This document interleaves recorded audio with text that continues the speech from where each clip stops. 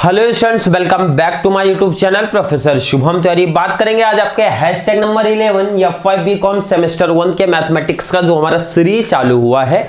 या तो आप रेगुलर बच्चे होगे या फिर डिस्टेंस वाले होगे, तो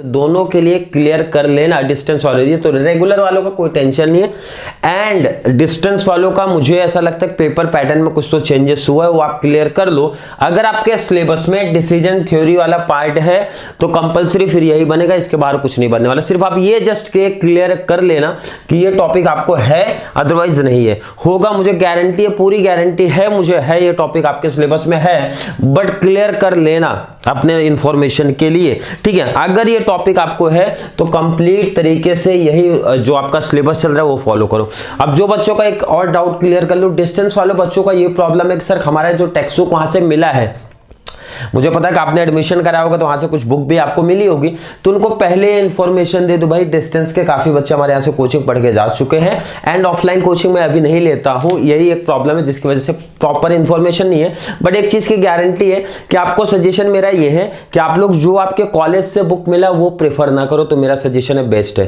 ठीक है। वो प्रेफर ही मत करो जो मैथ्स के सम्स टॉपिक क्वेश्चन इसलिए बोर्ड पे लिख देता हूं भाई आप लोग के लिए इतनी मेहनत कर रहा हूं कि क्वेश्चन लिखता हूं, बाद में आंसर लिखते हैं। और यहाँ पे डिजिटल स्क्रीन है नहीं कि मतलब बेनिफिट्स मेरे को मिले यहाँ पे कि क्वेश्चन पहले लिखना मींस ऑलरेडी लिख के आया और मुझे डायरेक्टली स्लाइड ऊपर नीचे करो, सिर्फ आंसर ही लिखना। तो यहाँ पे क्या होता है कि भाई कैमरा बंद करना पड़ता है, क्वेश्चन लिखने पड़ते हैं, फिर आंसर बताना पड़ता है आपको। तो ये चीज ध्यान रखना है। यहाँ पे एक इंपॉर्टेंट जो चीज है, टॉपिक अगर है तो इसी टाइप के क्वेश्चन बनेंगे, इसके बाहर नहीं बनने वाले।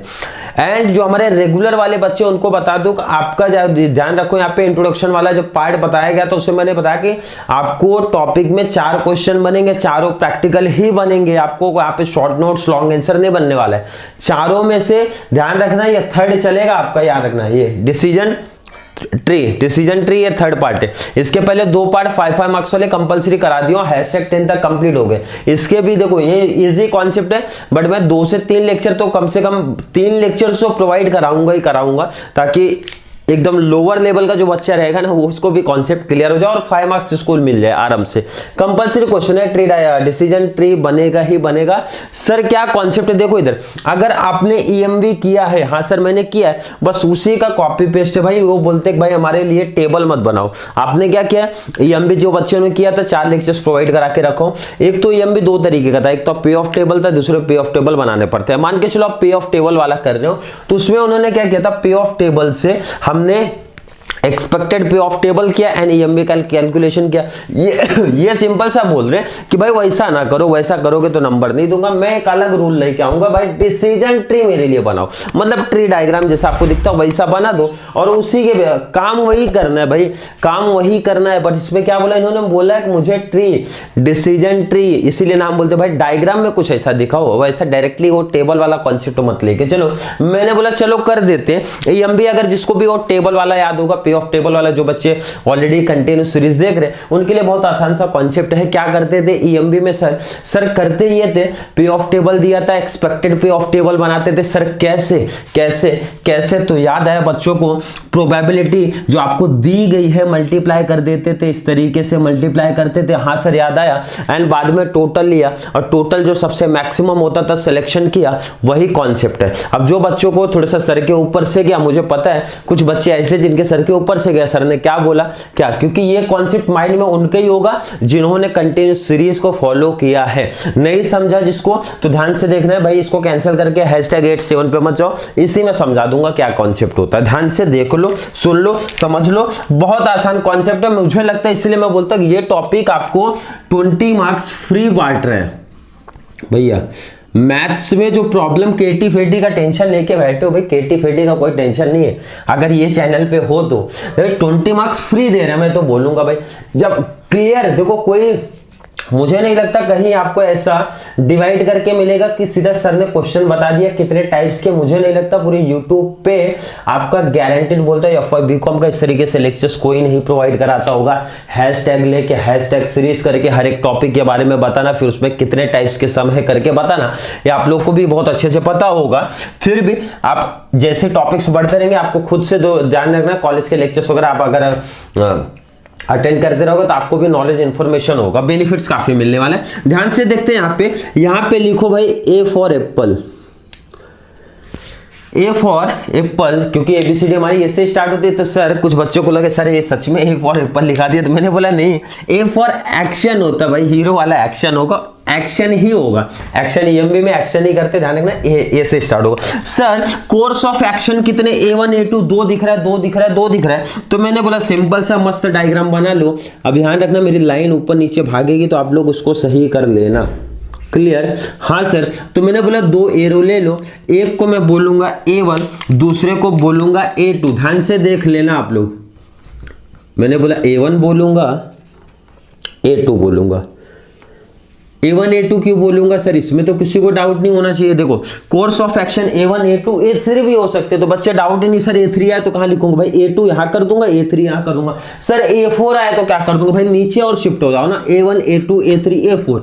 मतलब ये कॉन्सेप्ट क्लियर हो गया है कि भाई कितने भी कोर्स ऑफ एक्शन होंगे हम लोग इसको सेटअप करेंगे। बराबर है सर, बराबर है। अब मैंने बोला आगे थोड़ा सा बढ़िए भाई, हर कोर्स ऑफ एक्शन में इस स्टेट ऑफ नेचर्स कितने, आपने बोला सर 3 है, तो मैंने बोला आगे का कॉन्सेप्ट रेडी कर लो।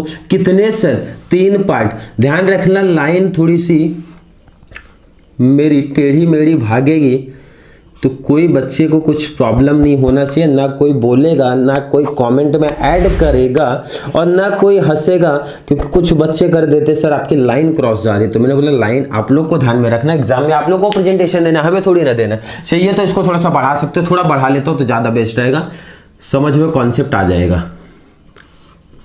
मस्त प्रेजेंटेशन देने का भाई 5 आउट ऑफ 5 मिलना चाहिए इस टॉपिक का अगर आया तो, ये वाले सम्स का एकदम इजी। सर 3 एरो सबको समझा, हाँ सर स्टेट ऑफ नेचर। अब ये कोई ना बोलना सर 2 दिया रहेगा तो क्या करूं, 4 दिया होगा तो क्या करूं, कॉन्सेप्ट पता है भाई।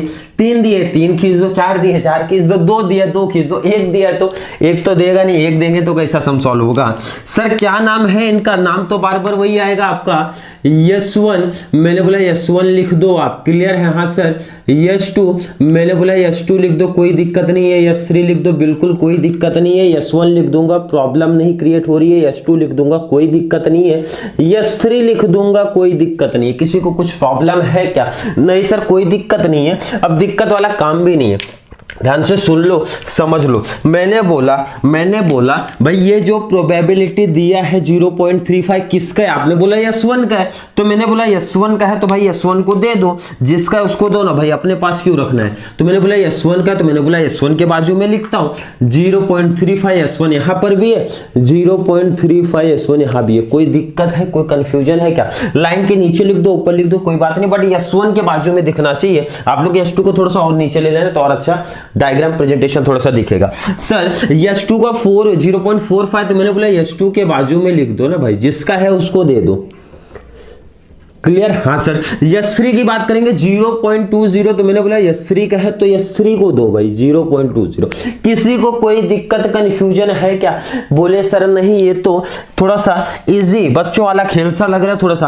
अब ध्यान से देखो इधर, प्रोबेबिलिटी आपने लिखा, बिल्कुल लिखा सर, उसकी वैल्यू भी तो लिख दो। मैंने बोला S1, ध्यान से देखना A1 का कितना है, आपने बोला 100, तो मैंने बोला आप यहाँ पे 100 लिख दो सामने, क्लियर है। हाँ सर क्लियर है। ध्यान से देखो आगो, अभी A1 की बात करो, पहले A1 की वैल्यू पुटअप कर लो। सेकंड क्या है सर, S2 कितना है सर 350, मैंने बोला 350 लिख दो, कोई दिक्कत है क्या सर, नहीं दिक्कत है। नेक्स्ट बात करूंगा सर -100 है, तो आपने बोला -100 है, लिख दिया। नेक्स्ट आ जाओ A2 पे 450, सर 450 मैंने बोला लिख दो। नेक्स्ट सर 50 है, लिख दो। नेक्स्ट सर 150 है, लिख दिया। बस यही काम तो बोला उन्होंने करने के लिए कि भाई हमको ये टेबल वाला कॉन्सेप्ट नहीं चाहिए, हमको कुछ तो ऐसा डायग्राम दिखा दो उसमें चाहिए तो ज्यादा बेस्ट है। डायग्राम ध्यान रखना कोई इस तरीके से वर्टिकल में टी फॉर्म में ना लेना, ये चीज की गलती ना करना, टी फॉर्म में नहीं लेना, आपको इसी तरीके से वर्टिकल फॉर्म में चलना। मतलब मैं ये बोला इस तरीके से कोई दिमाग ना लगाना, मैं ए बीच में लिखूंगा, एरो लेके नीचे आऊंगा। तो मेरा सजेशन है हमेशा वर्टिकल फॉर्म में करो, सबसे बेस्ट रहता है, डायग्राम भी प्रेजेंटेशन भी। क्लियर है यहां तक का कॉन्सेप्ट? हाँ सर क्लियर है, कोई डाउट कोई कंफ्यूजन ही नहीं है। तो मैंने बोला बीच में लगा लो multiply multiply multiply multiply multiply multiply, इसीलिए बोला था थोड़ा सा गैप रखोगे ना तो अच्छा दिखेगा भाई, नहीं तो मिक्सअप थोड़ा सा हो जा रहा है। क्लियर है सर, क्लियर है सर। चलो मल्टीप्लाई, कैल्सी उठा लो, कैल्सी उठा लो, आप लोग कैल्सी उठा लो, उठा लो कैल्सी, उठाओ कैल्सी। ध्यान से देखो, सुन लो, समझ लो, ईएमवी याद कर लो, नहीं याद है तो जाने दो, मत याद करो, आप सीधा यही देखो। सर सिंपल सा लॉजिक है भाई, कुछ नहीं करना है आपको, ये मल्टीप्लाई ये मल्टीप्लाई ये मल्टीप्लाई ये करना है, समझा क्या? वही तो लिखा हूं, 0.35 मल्टीप्लाई 100 किया, कैल्सी उठाओ, मुझे बताओ कितना आया। सर 35 आया, तो मैंने बोला यहां पे लिखो, कुछ दिक्कत नहीं होनी चाहिए, बिल्कुल दिक्कत नहीं है। 0.45 मल्टीप्लाई 350 किया, कुछ प्रॉब्लम आ रही है क्या सर कैल्सी पे? कोई दिक्कत नहीं, 157.5। 0.20 मल्टीप्लाई 100 माइनस 100 किया, तो ध्यान रखना सर -2 आया, ध्यान रखना, माइनस प्लस का प्रॉब्लम ना कर लेना, बराबर है, हाँ सर बराबर है। चलो ये भी मल्टीप्लाई करते हैं, 0.35 मल्टीप्लाई 450 किया तो 157.5 आया। क्लियर है सर, बिल्कुल क्लियर है। 0.45 मल्टीप्लाई 50 किया तो सर कितना आया? 22.5 आया। कोई दिक्कत है, कोई प्रॉब्लम है? बिल्कुल नहीं है सर, कोई दिक्कत नहीं। 0.20 मल्टीप्लाई 150 कर लो तो 30 आया। कुछ दिक्कत है सर? बिल्कुल दिक्कत नहीं है। मैंने बोला दिक्कत नहीं है तो सबमिशन ले लो, इसी को तो बोलते हैं EMB। क्लियर है सर, बिल्कुल। टोटल लो, ध्यान दो, यहाँ पे 35 प्लस 157.5 -2 लेना, क्योंकि ये माइनस पे, तो आपका जो आंसर आ रहा है 190.5। इसका तीनों का प्लस लिया तो कितना है सर? 210।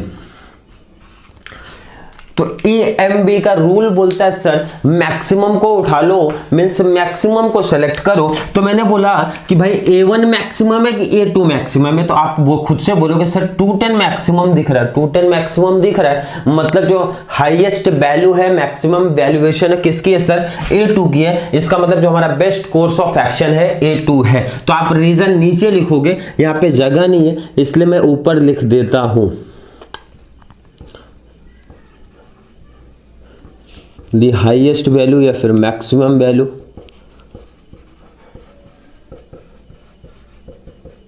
विथ कितना sir? 210।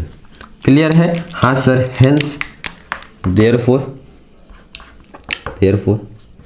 The best course of action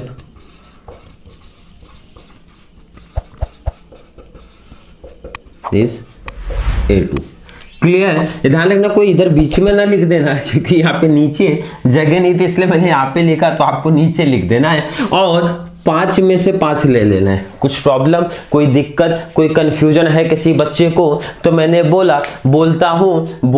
और बोलता भी हूँ कि बार बार कमेंट बॉक्स खुला रखा गया भाई, इसीलिए तो खुला रखा गया कि आप अपनी डाउट्स, कंफ्यूजन जो हो रहा है बोल दो, और सर के बारे में अच्छी अच्छी तारीफ करना तो भी कर दिया करो भाई, ताकि सर और जल्दी से स्पीड तरीके से वीडियो लेके आते रहे और एग्जाम से पहले आपका कंप्लीट सिलेबस करा के दे दे।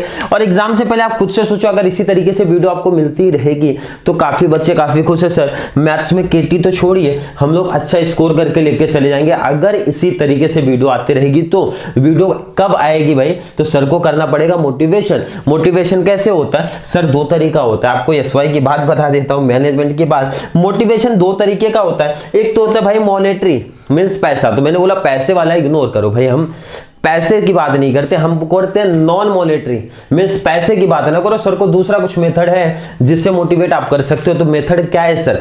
चैनल का लिंक शेयर करते रहो, ज्यादा से ज्यादा FY BCom वाले बच्चे जितने जुड़ते रहेंगे, जितने ज्यादा जुड़ेंगे, जितने ज्यादा अच्छे अच्छे कमेंट आते रहेंगे, जितने ज्यादा व्यूज अच्छे जाता रहेगा, उतना आपके लिए वीडियो अच्छी वीडियोज लेके आते रहेंगे। एंड FY BCom का क्राउड अभी कम है चैनल पे, SY का ज्यादा है, तो जितना SY का है वैसा आप लोग ज्यादा से ज्यादा शेयर करो। एंड आप लोग अगर शेयर करोगे तो ही आपका भी हेल्प होगा एंड सर का भी हेल्प होगा। बस इतना सा मोटिवेशन रहता है। मोटिवेशन करने का यही बेस्ट मेथड है, ठीक है? सबसे इजी मेथड एंड बेस्ट आप लोग के लिए भी एंड हमारे लिए भी, ताकि और वीडियो, अच्छी वीडियो आप सब लोग के लिए लाते रहेंगे। एंड ये टॉपिक आपका दिवाली से पहले कंप्लीट करा के मिल जाएगा, मींस डिसीजन थ्योरी कंप्लीट करा के मिल जाएगा। किसी बच्चे को फिर भी डाउट, कंफ्यूजन रहेगा, हैशटैग आगे ऐड हो जाएगा। इसके बाद हम लोग दूसरा टॉपिक मैथमेटिक्स में स्टार्ट करेंगे। चलिए मिलते हैं नेक्स्ट क्लास में, तब तक के लिए थैंक यू सो मच।